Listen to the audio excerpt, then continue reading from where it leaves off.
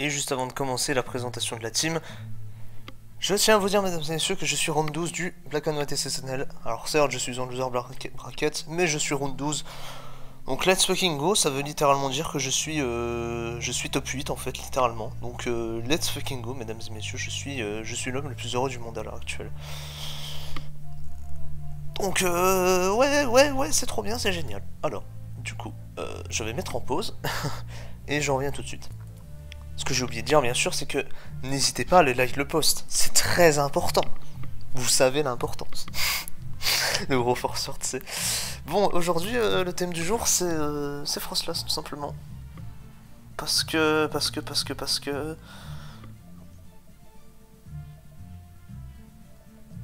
Le Stade Toulousain s'est fait voler par les Anglais. Et du coup...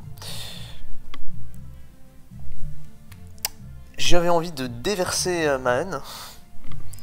Et donc du coup, qu'est-ce qu'on fait quand on veut déverser sa haine intérieure? On joue une putain de show bien vénère. Bon, ils sont pas faits par des Anglais, ils sont fait voler par un arbitre, c'est pas la même chose. Bref, trêve de bavardage.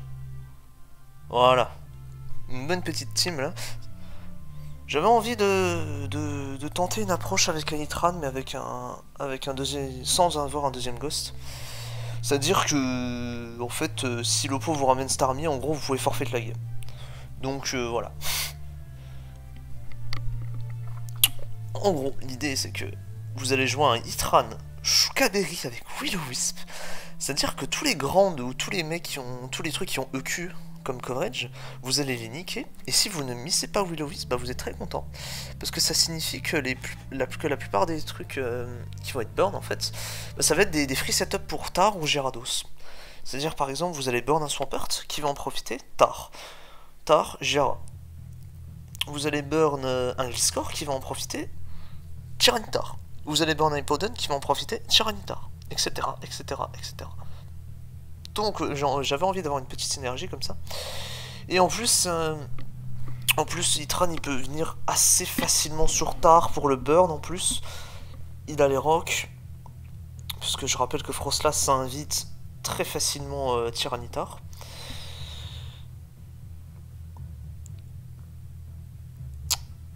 Et puis bah voilà, hein, c'est tout. La spread, flemme de réexpliquer ce que ça fait, parce que je pense que vous la connaissez à force. Si vous êtes nouveau sur la chaîne, allez juste voir, je sais plus, allez voir la vidéo Team Build, voilà, hop, c'est fait. La spread de tranche, je sais plus trop à quoi ça sert. Je crois que ça nous permet de dépasser Modest Kindra, donc c'est-à-dire que si un Kindra qui vient sur nous, on peut lui boom dessus. 152 en HP, je crois que c'est pour tenir. C'est si jamais on miss Will-O-Wisp sur un offensif Swampert et qu'on n'a pas pris les rocks, on tient le EQ, donc du coup on peut rester de WoW derrière. Bref, vous avez compris l'idée. Donc voilà, Will-O-Wisp, Flamethrower, Explosion. Je pense pas qu'on ait besoin de Horsepower, Explosion, c'est vraiment trop fort sur 30. Ensuite, bah, on a un Psy DD Tauntar parce que voilà, Skarmory, ça a l'air compliqué, il y a un passé très clairement. Ça a l'air d'être très chiant. On pourrait jouer à Cotail, mais je me suis dit, vas-y, comme on va burn tous les Grounded, est-ce que c'est vraiment nécessaire? On va se setup dessus, donc bon, enfin voilà, au lieu de placer qu'une seule DD, on va pouvoir en placer deux, je pense. Donc bon, ça coûte rien d'essayer.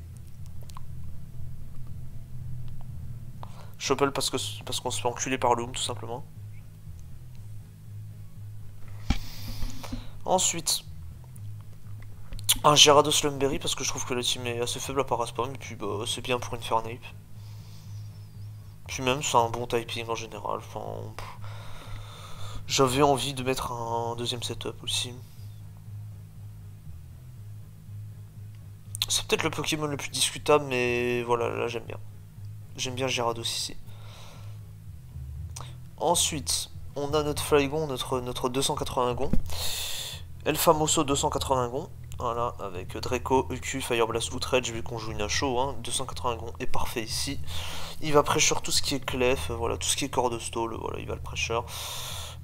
Et puis ensuite on a un Scarfluke avec Copycat, parce que même si on a Taunt Tyranitar, si jamais il se passe une dinguerie, Voilà, si jamais on se fait roar notre Gyarados, ça tombe sur Lucario, bah on a automatiquement gagné la game, GG à nous.